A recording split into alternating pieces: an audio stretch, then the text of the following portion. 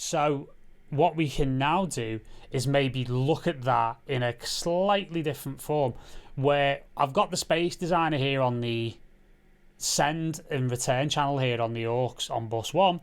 And one of the things that I can use, which is one of my favorite tools for mixing, is the Waves S1 imager, I should say.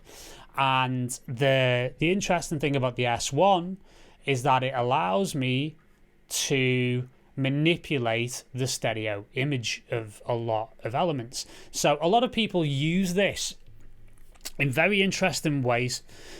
They tend to use it to like really smash the width on a lot of stuff, and I am not a lover of that, because again, one of the points that I do make on the Mixdown Mastery course, which you guys have all got access to, is that most club systems, and we may have mentioned this in masterclasses already, most club systems are mono in nature, which means you start pushing things too hard in the hard left, hard right, whether that be hi-hats, whether that be synth sounds or reverbs in this case, you're going to start losing them in the club, because the club is essentially going to take your left and right channels, add them together, and anything that's out of phase with one another is literally going to cancel out.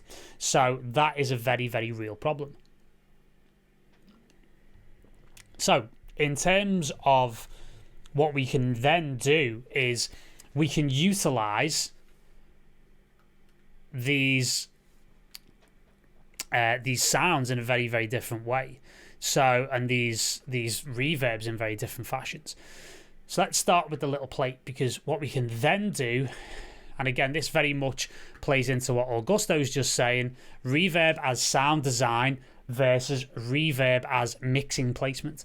And that is exactly what we're talking about here.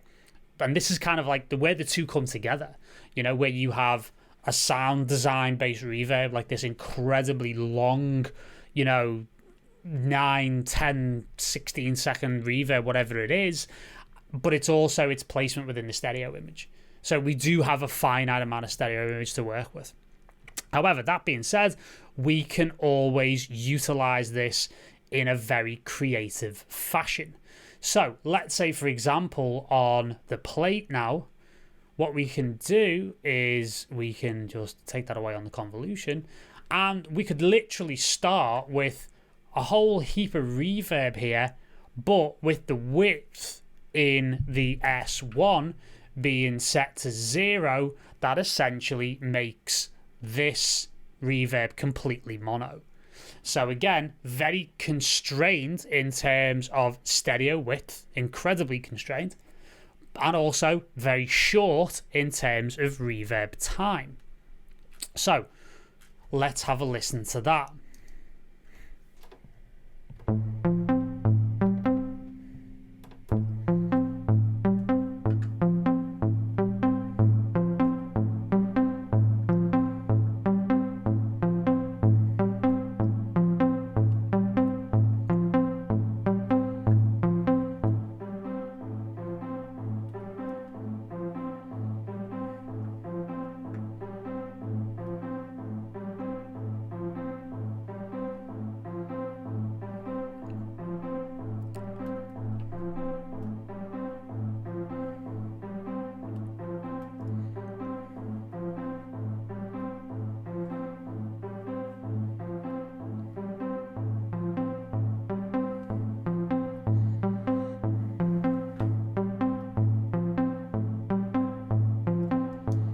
And the funny thing is, when you pull the width all the way back like this on the S1, it actually makes the reverb narrower than the synth sound that's triggering it, which is an interesting effect. It's actually quite weird and quite otherworldly, and kind of makes it feel really weird and quite constrained and quite, you know, again, quite claustrophobic in a way. But as we then increase various different aspects, we could start to really push the envelope here. So what I mean by that is we could play this and then increase the width and simultaneously increase the decay time. So literally what's happening is that the space is getting bigger and wider at the same time. So let's just have a listen to this in isolation.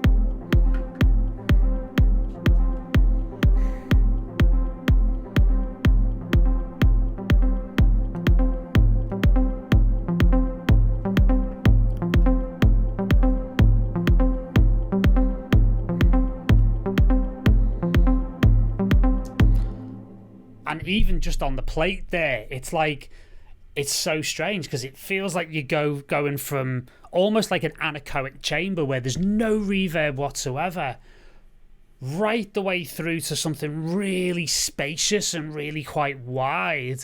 And all it is a very subtle, you know, a few seconds on the plate, but manipulating the stereo width and the stereo image this way, tremendously powerful, and utilizing it in combination with rolling up filter cutoffs by increasing things like release times, and again combining different stereo widths. You could actually have this as a very narrow, very short, and again not completely mono because I'm utilizing it as a very extreme example here. You could then go to, say for example, the Space Designer and have this as a much wider, again full stereo kind of affair, and you could actually create a similar thing by just sending between two different reverbs.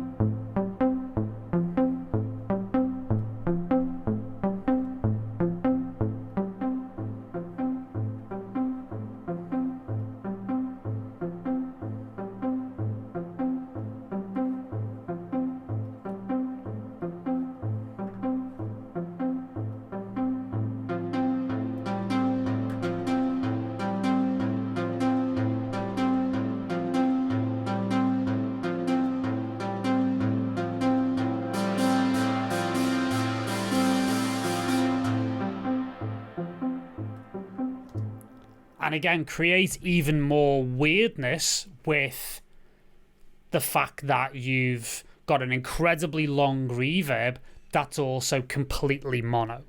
So you can also completely subvert the rules of physics and the rules of psychoacoustics and the way binaural fusion works that we mentioned at the beginning of the class here, in order to completely turn things on their head, make people really fucking spin out, and really do something quite interesting here.